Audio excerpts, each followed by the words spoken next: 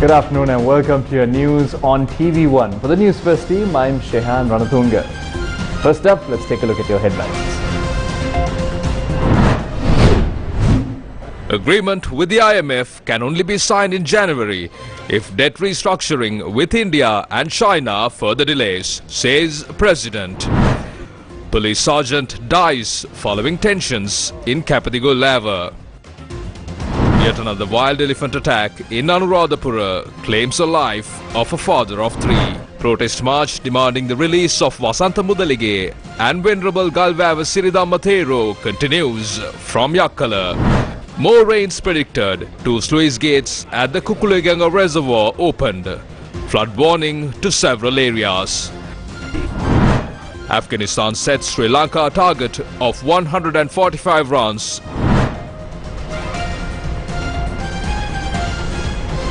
Now on to your top story. 4 suspects have been arrested in connection to the incident which transpired in Kapadigo Lava last night. A police sergeant who was injured in the incident died.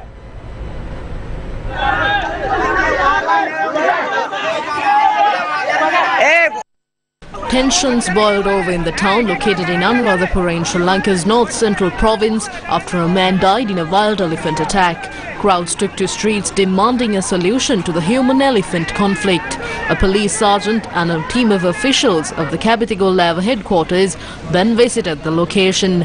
According to police, the police sergeant and 2 other officers were attacked with clubs by the angry locals.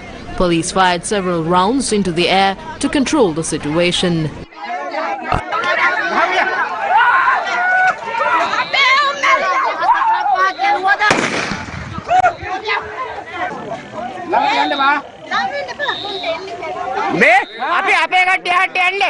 AP Sunil, a 54-year-old police sergeant who was attached to the Kapadigo Lava police, died in the incident. He is a father of 2 and a resident of Malvana in Variapula. Now, a 60-year-old father of 3 lost his life in a wild elephant attack. Now, today, a group including the regional secretary visited the area in Tamuttegama where the incident took place and a heated situation arose.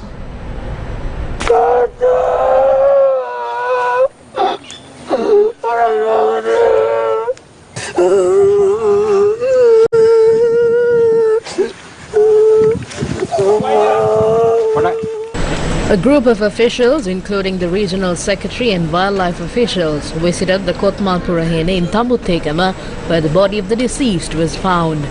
The victim was killed in the wild elephant attack at around 8 p.m. on Monday while he visited his paddy land.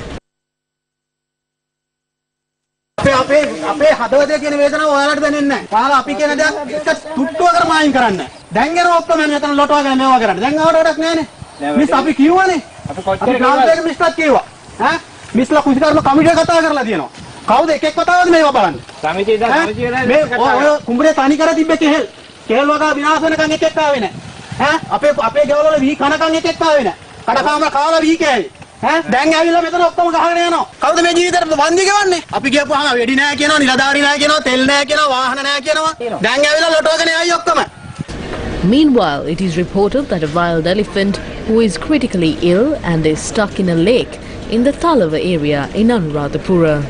Our correspondent says a wild elephant is stuck inside a lake in the village of Thalava in the Mahabalitana area. Now, President Ranil Wickremesinghe says if the process to restructure debts with India and China further delays, the process to reach an agreement with the IMF Executive Board could be further delayed till January.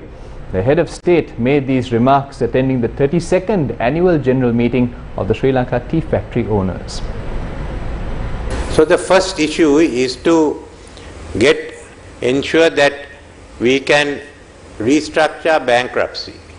So we have to start talks with our creditors. When I first went, it was Paris Club. All were creditors from the West and Japan. But we are in a unique position that of 3 main creditors, only 1 belongs to the Paris Club, Japan. Other 2 are outside that, India and China. I mean, China only started dealing with bankruptcies with Zambia. I think India has it for the first time with Sri Lanka. I've already started discussions with Japan and now with if India and China. We get on to a common platform of how we can resolve it, while we will also have discussions on bilateral issues that affect each of the countries. Now this is the process we have to move. If we can come to an agreement by December, which means coming to an agreement by mid-November and going up to the board, IMF board, mid-December, we'll gain a big advantage. But I don't know whether we can do it, for the simple reason in China the focus has started now after the party conference. But otherwise we must aim to have it by January. So this is what we are aiming at. And it means that we have to show that we have the revenue and we can go ahead. We start from there. A member of Parliament, Premanatsi Dolawatta, has submitted a private member's proposal to strengthen the President's policy of involving the youth community in governance. Now, the President's media division says that an awareness meeting was held at the President's office yesterday.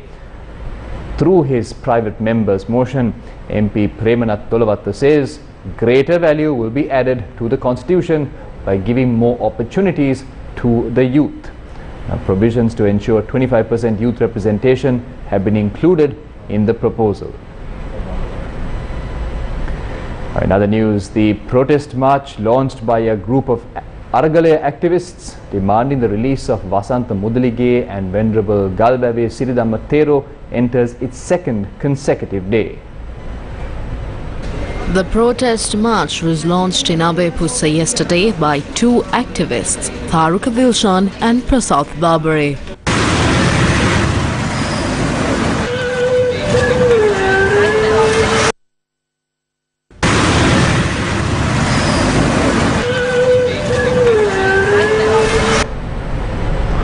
Now, an individual who sustained injuries after his vehicle collided into the vehicle in which State Minister Sanath Nishantha was travelling has succumbed to his injuries. The accident occurred on the depot junction along the Putlam-Kurunegala main road on the 15th of October. A man was seriously injured and was admitted to the Putlam hospital and later transferred to the Kurunegala teaching hospital. The victim was a 58-year-old resident of Mullipuram fishing village in Putlam. The driver of the vehicle was produced before court and remanded till the 19th of this month.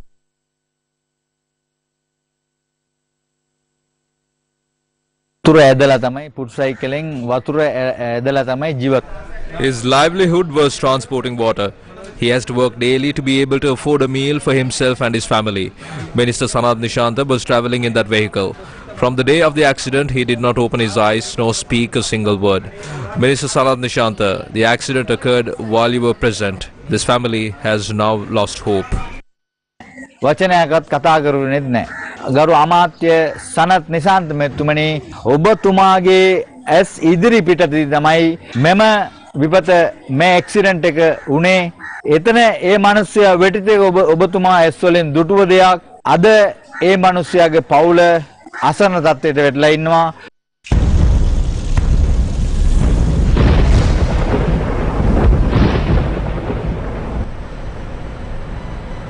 Now, the Met Department says heavy showers exceeding 150 millimeters can be expected at some places in the western, Sabaragamuwa, central, northwestern, Uva and northern provinces.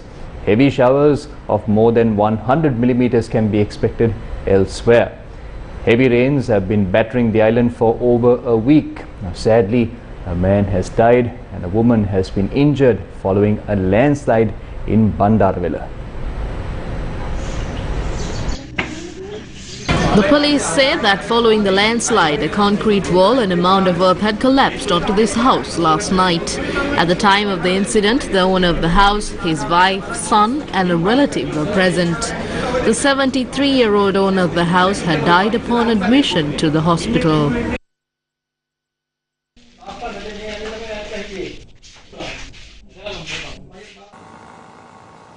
Four sluice gates of Polgolla Mahaveli Dam have been opened since this morning.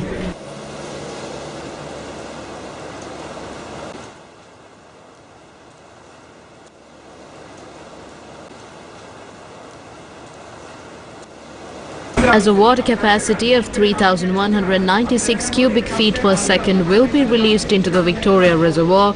The engineering officer in charge of the dam warned those living in the low-lying areas to be vigilant when using the Mahaveli River below the dam.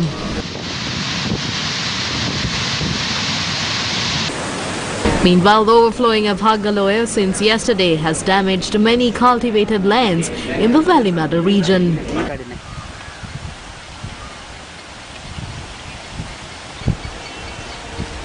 Our reporter said that a dense fog has appeared in the western slopes of the Central Hills since last night with scattered showers. Engineers said that Castlereagh and Mausakale reservoirs have reached spill level. The landslide early warnings issued to Badulla, Kegol, Mathura, Monragala, Nuwara and Ratnapula districts continues to be in effect. Now, the sluice gates of the Kukuleganga reservoir have been opened due to a technical issue. The Department of Irrigation says 500 cubic meters of water is thus being released per second. As a result, the department warns the general public that there could be sudden floods in the Bulat Sinhala, Ayagama and Palinda Nuwara divisional secretariats near the Kuda Ganga. Now, an Uttara Lanka Sabhagya discussion was held at the Sri Lanka Communist Party office in Colombo yesterday. During the discussion, journalists raised questions on the Uttara Lanka Sabhagya stance for the coming elections.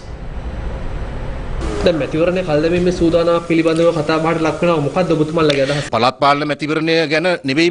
people are not interested in provincial council elections.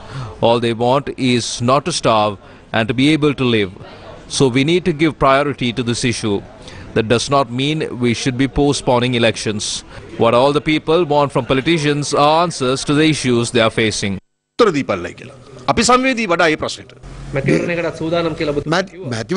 We are doing all of this for the election.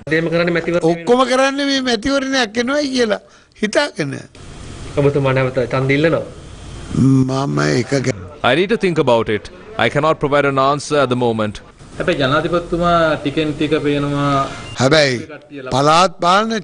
However, if this provincial council elections does not take place, a huge issue will arise in the country. There will be a huge public outcry.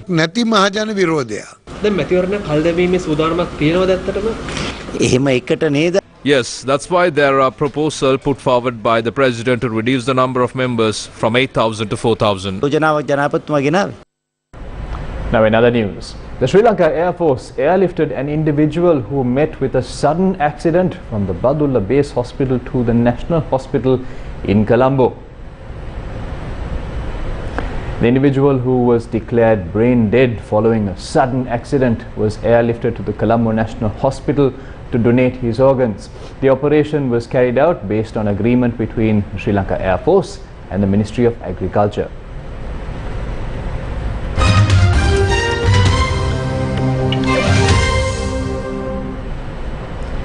Now, today, the 1st of November, Israelis are going to the polls to elect a new Knesset or Parliament. It's the fifth time in less than 4 years that voters are casting ballots. Now, holding elections that often is bound to prompt some questions. Final polls on Friday indicated that Israel's right-wing former Prime Minister Benjamin Netanyahu could come just one seat short of an outright majority in his push to return to power.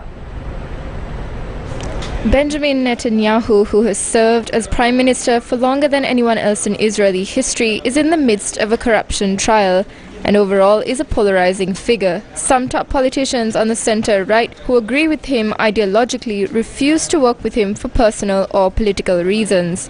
Surveys have put the Netanyahu bloc, which includes far-right extremists and two ultra-orthodox parties, at 60 seats, one short of a majority in the 120-seat Knesset, the governing body of Israel. The anti-Netanyahu camp, led by the incumbent Prime Minister Yair Lapid, was predicted to win 56 seats. Another 4 should go to a pro-Arab rights alliance that may or may not lend its support to the centre-left bloc. If the right-wing bloc continues to gain seats in the Knesset, the most extremist government in Israeli history will be sworn into office. Netanyahu's potential coalition partners, the religious Zionists, led by the popular Itamar Ben-Gvir, have called for the dismantling of the independence of the judiciary, which could help the former Prime Minister beat the charges in his corruption trial. Ben-Gvir, who is likely to become a senior cabinet minister, has also called for the expulsion of disloyal citizens and establishing a ministry for encouraging enemy Arabs with Israeli passports to emigrate.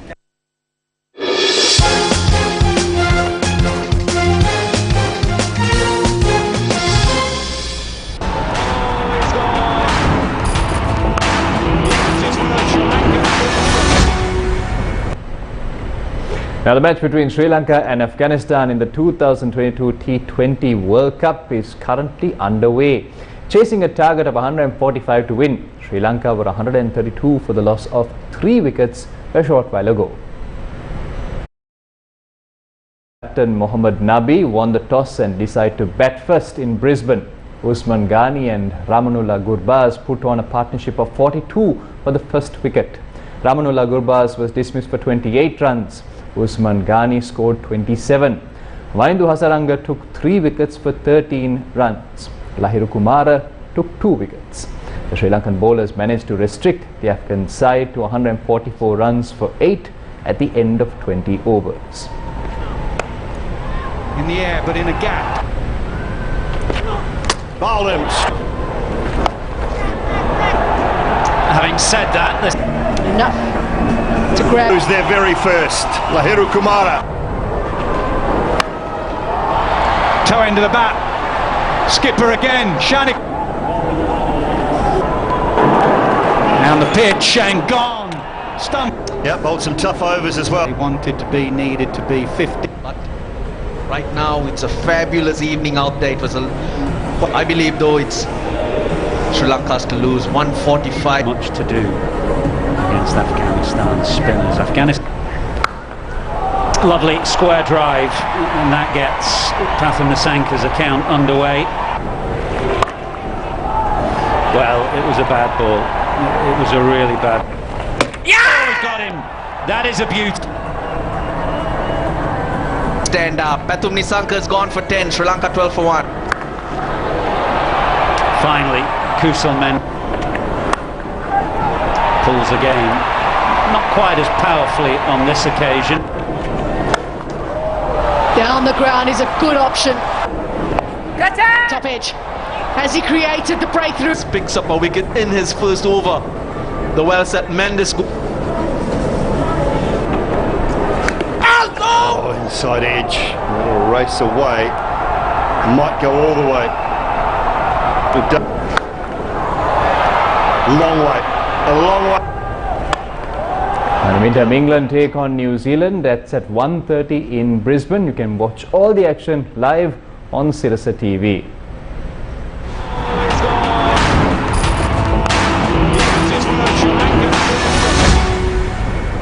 And with that, we wrap up the news for now. Thank you for watching. At the KTN, that's the Radiate, Cyber Avakashe Kalabana, Wat Salakuna. News First YouTube channel Adama subscribe කරන්න. News First ජනතාව සමග. News First News Alert ඔබේ ජංගම දුරකථනයටත් ඔබ dialogue පාරිභෝගිකයෙක් නම් English Alert සේවාව ලබා ගැනීමට NFU ලෙසත් Singlish Alert සේවාව ලබා ගැනීමට NUS ලෙසත් Tanglish Alert සේවාව ලබා ගැනීමට NAT ලෙසත් ටයිප් කර 678ට send කරන්න. News First ජනතාව සමග.